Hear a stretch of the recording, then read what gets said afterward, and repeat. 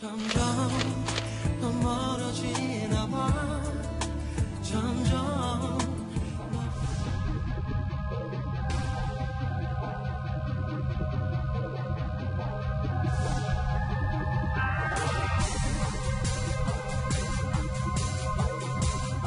연속 사격 체계의 완벽성까지 검증됨으로써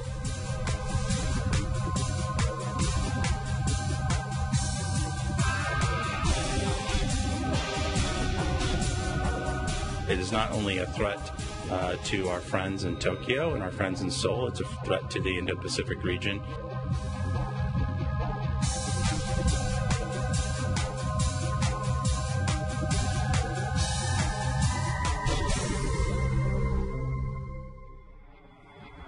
예, 뉴스탑10이 뽑은 2위입니다. 예, 남북관계 정말 순탄치 않습니다. 어제 북한이 쏜 발사체 KN-25로 명명된 초대형 발사포 2발이었습니다. 북한은 3번의 시험 발사 만에 마지막 퍼즐인 연속 발사 시간 단축에도 성공을 했습니다. 연속 사격 체계의 완벽성까지 검증됨으로써 초대형 방사포 무기 체계의 기습적인 타격으로 적의 집단 목표나 지정된 목표 구역을 초강력으로 초토화할 수 있게 되었습니다. 초대형 방사포는 적의 위협적인 모든 움직임들을 억제하고 제거하기 위한 핵심 무기로 될 것입니다. 어제 저녁에 저희가 속보로 짚어봤던 북한이 쏜 미사일 발사체 알고 봤더니 초대형 방사포였어요. 김종우 씨, 화면 같이 보실게요. 그런데 이번에 주목할 만한 부분은 과거에는 한 발 한 발 쏠 때마다 발사 간격이 거의 20분 가까이 됐었다면 이번엔 발사 간격이 단 3분입니다.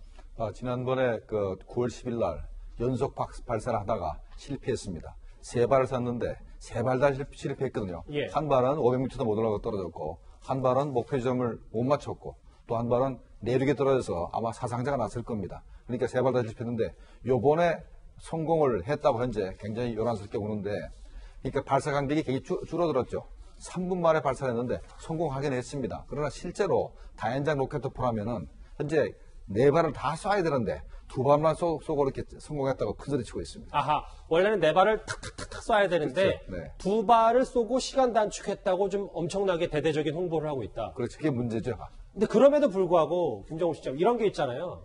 그럼 발사 간격이 3분이면 산술적으로 계산을 했을 때 10분 안에 3, 4번의 도발을 북한이 할 수 있는 셈이 됐잖아요. 그게 이제 발사 차량이 한 대일 때는 그런데 이게 여러 대면은 정말 1분에 하나씩도 쏠 수가 있는 그런 무서운 무기가 될 수가 있고, 예. 그다음에 이제 발사 차량을 왜 이렇게 3분이라도 이렇게 3분 만에 쏴놓고 이렇게 크소리치냐면은 이게 워낙 구경이 크다 보니까 발사 차량이 흔들립니다. 그래서 안전기를 설정을 해야 되는데 그거에 성공했다는 얘기고, 또 하나는 먼저 쏜 미사일이 연기가 화염이 많지 않습니까? 연기도 많고 그 다음 발이 연기 속으로 날아가기 때문에 궤도가 틀어질 수가 있습니다. 근데 그걸 다 이기고 제대로 맞췄다. 그러니까 좀 그 소리 칠만 합니다.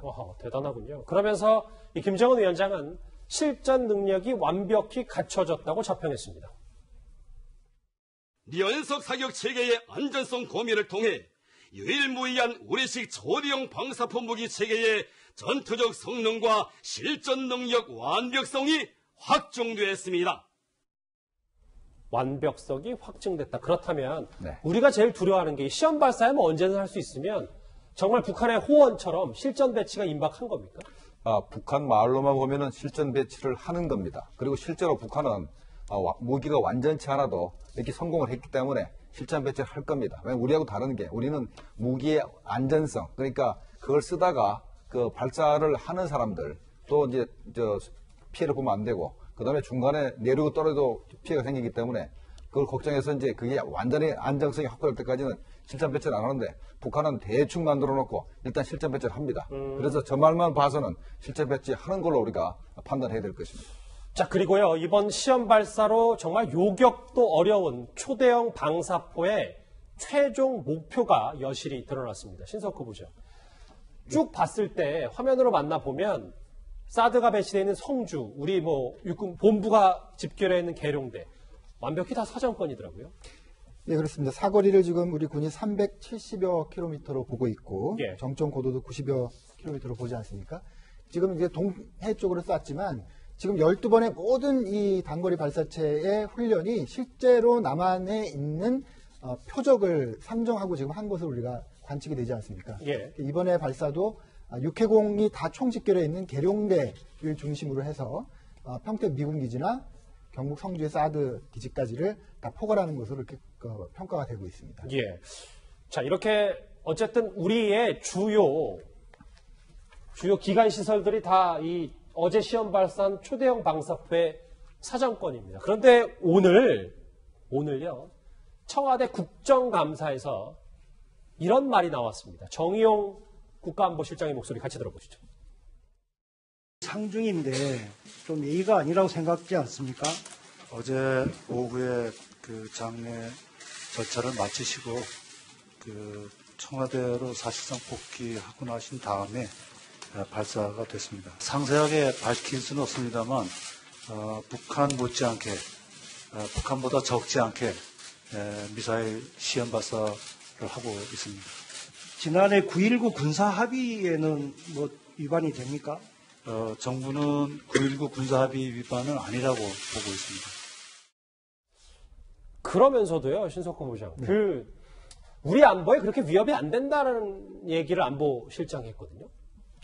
그러니까 지금 좀 전에 논의에서도 나왔습니다. 청와대가 지금 뭐가 위기인지를 모른다 이런 지적이 계속되어 오지 않습니까? 지금 정영 국가안보실장의 말도 그렇습니다. 우리 안보 위협이 되지 않는다. 그러면 지금 이렇게 12번이나 쏴대고 훈련을 하고 실전 배치에 가까이 갔다는 저 발사체는 도대체 뭡니까? 장난하는 것도 아닐 테고 말이죠. 예, 그런데 계속 이어지는 그 청와대의 그 커뮤니케이션에 정말 문제가 있는 거죠. 지금 특히나 문재인 대통령의 상중에 일어난 또 도발 아니겠습니까? 그렇죠. 그런 거에 대해서도 북한을 굉장히 옹호해주는 듯한 발언을 실장이 했습니다. 뭐냐면 이미 다 이제 발인이 끝나고 장이 끝나고 쏘지 않았느냐, 북한이 우리 상당히 봐준 것 같지 않느냐 이런 취지의 말을 해서 지금 비판이 나오고 있습니다. 자, 우리 안보실장은 이렇게 북한의 미사일 도발이 위협이 안 된다고 봤지만 미국의 분석은 좀 달랐습니다. It is not only a threat to our friends in Tokyo and our friends in Seoul, it's a threat to the Indo-Pacific region. 미국의 반응은 뭐 우리뿐만 아니라 일본, 인도, 태평양 지역에 대한 위협이다. 우리 안보 수장과 얘기와 조금 다른데요. 많이 다르죠. 그런데 이제 미국 입장에서는 저게 사거리가 370km밖에 안 되지 않습니까? 예. 그러니까 일본의 직접적인 타격은 안 되지만 주한미군이 있기 때문에 주한미군의 타격이 되니까 일단은 인도 태평양 전체에 위협이 된다. 더군다나 아까 우리 안보실장은 뭐 한국 위협이 안 된다고 그랬는데 말이 안 되는 것이 우리 미사일하고 북한 미사일하고 다른 게 우리는 핵탄두가 없습니다. 우리가 가지고 있는 천발되는 지대지 미사일, 그다음에 크루즈 미사일 다 합쳐 쏴봤자 북한 핵탄두 한 발에 미치지 못합니다. 그런데 어떻게 그 북한이 핵탄두를 장착할 수 있는 현재 초대형 방사포에다가 방사포를 실험했는데 어떻게 우리 안보에 위협이 안 되겠습니까? 그러니까 우리 미사일을 갖고 아무리 시험 발사해봤자 북한의 위협이 전혀 안 되는데 반대로 북한은 또 우리에게 다른 거고요. 북한의 위협이 되긴 하지만 예. 화력 자체로 봤을 때 우리가 천발 다 쏴봤자 재래식 탄도하고 핵탄도가 같습니까? 핵탄도 한 발이면 우리가 가지는 천발을 다 쏴봤자 핵탄도 한 발에 미치지 못합니다. 예. 자, 이 문재인 대통령 모친의 발인 날인 동시에 그 전날 김정은 위원장이 조의문을 보내었기 때문에 어제 북한의 도발이 더 불편했었는데요.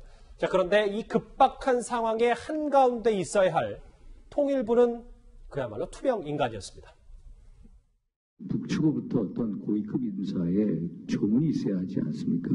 조문이 아니더라도 조화라든지 아니면 조전이라든지 그거에 대해서도 전혀 기별이 없습니까? 아직까지는요?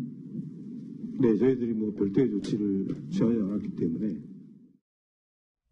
신석호 부장, 청와대 윤건현 실장이 판문점에서 김정은 위원장 친필 조임은 받고 왔는데 통일부는 전혀 몰랐다. 이거 우리가 어떻게 받아들여야 돼요? 예, 구조적으로 보면 이제 청와대가 중요한 모든 것을 다 쥐고 내각이 좀 소외되어 온 것이 이 정부의 특징 아니겠습니까?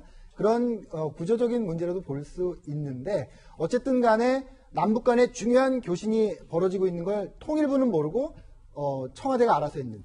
지금 이제 질문의 취지는 뭐냐면 남북 간에 조의 정치라는 게 있습니다. 조의 정치. 남한이든 북한이든 상이 났을 때 그걸 활용해서 서로 의견을 주고받고 또 뭐 경색된 관계를 풀고 이런 것이 혹시 없느냐라고 윤상현 의원이 물어본 건데 예. 거기에 진짜 김현철 통일부 장관은 전혀 아무것도 모르는 것 같은 표정이잖아요. 그런데 이미 그 시간에 조의문이 이제 부산으로 내려간 그런 상황이었던 거죠. 자, 이런 일이 벌어진 이유가 일단 우리가 교신할 수 있는 방법이 통일부를 통한 개성 남북 공동연락사무소나 그렇죠. 판문점 연락관이든가 여기 연락 안 왔습니다. 그러면 군 통신선이냐? 그럴 리가 없죠. 그다음에 국정원 라인이냐? 아니면 대통령 정상끼리 있는 라인이냐? 아마 정상끼리 라인은 아닐 겁니다. 그러면 국정원 라인이니까 국정원에서 국정 상황실장한테 연락을 했고 그쪽에서 통일부에 연락이 안 가니까 통일부에 전혀 몰랐던 겁니다. 이해가 좀 됐어요. 어찌됐건 이 조의문 보낸 다음 날 북한의 시험 도발 그 초대형 방사포획이 하나하나 짚어봤습니다. 자, 다음 주제 넘어가기 전에 오늘의 실시간 검색을 한번 봐야 될 것 같습니다.